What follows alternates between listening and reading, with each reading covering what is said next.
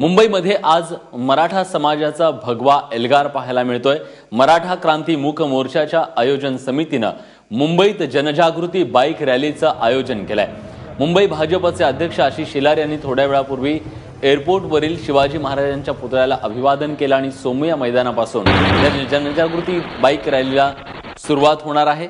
या सगळ्या संदर्भात अधिक माहिती देण्यासाठी मनश्री पाठक आपल्या प्रतिनिधी आपल्या सोबत आहेत। मनश्री, आज ही रॅली निघालेली आहे, जनजागृती रॅली आहे, कसा प्रतिसाद मिळतो या रॅलीला?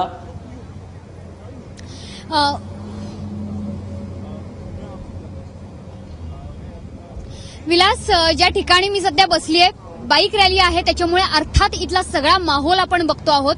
या बाईक रॅलीचं दृश्य एकंदरीत जर आपण बघितलं तर लक्षात येईल की सगळ्या महिला या बाईक रॅलीचं नेतृत्व करतायत। या बाईक रॅलीच्या आघाडीच्या ज्या पट्ट्यात सगळ्या तरुणी आहेत, महिला आहेत आणि त्यानंतर मागे पुरुष मंडळी आपल्या बाईक्स घेऊन पुढे येणार आहेत। त्यासोबतच वैशिष्ट्य असं आहे या बाईक रॅलीचं की अर्थातच इतर मराठा मूक मोर्चांप्रमाणेच या बाईक रॅलीमध्ये सुद्धा अत्यंत शांततेने नियोजनबद्ध पद्धतीनेच ही बाईक रॅली काढली जाणार आहे। कुणीही हॉर्न वाजवणार नाहीये आणि अशा प्रकारे तरुणींकडे या बाईक रॅलीचं नेतृत्व देत मराठा मूक मोर्चाची महामोर्चाची ही रंगीत तालीम आहे असं म्हणायला हरकत नाहीये। ज्या इतर महिला या बाईक रॅलीमध्ये सहभागी झालेल्या आहेत त्यांच्याशी देखील आपण बातचीत करणार आहोत। मला तुम्ही सांगा की कशा प्रकारे नियोजनबद्ध पद्धतीने ही बाईक रॅली निघते?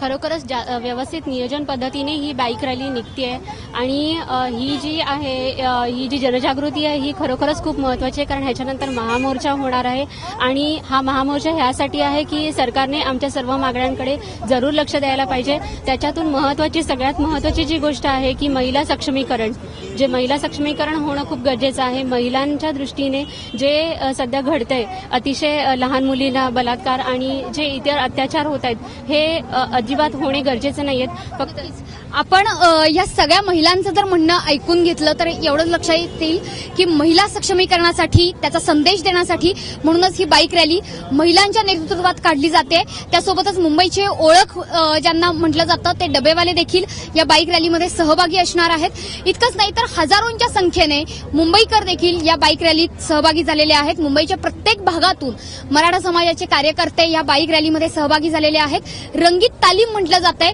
आणि अर्थातच काही कार्यकर्त्यांशी आम्ही बोललो, त्यांच्याकडनं हे समजलंय की आगामी काळात जो मराठा मोर्चा महामोर्चा मुंबईत होणार आहे त्याची ही रंगीत तालीम आहे। कार्यकर्त्यांना जो मधला काळ होता, जो रिकामा होता, त्या काळामध्ये कार्यरत राहावेत कार्यकर्ते, यासाठीच या बाईक रॅलीचं प्रयोजन आहे आणि त्यासाठीच एक मराठा लाख मराठा या घोषणेवरनं आता मुंबईच्या महामोर्चात एक मराठा कोटी मराठा अशी घोषणा सुद्धा आपल्याला ऐकायला मिळणार आहे। विलास, धन्यवाद मनश्री, तुम्ही दिलेल्या सगळ्या सविस्तर माहितीबद्दल।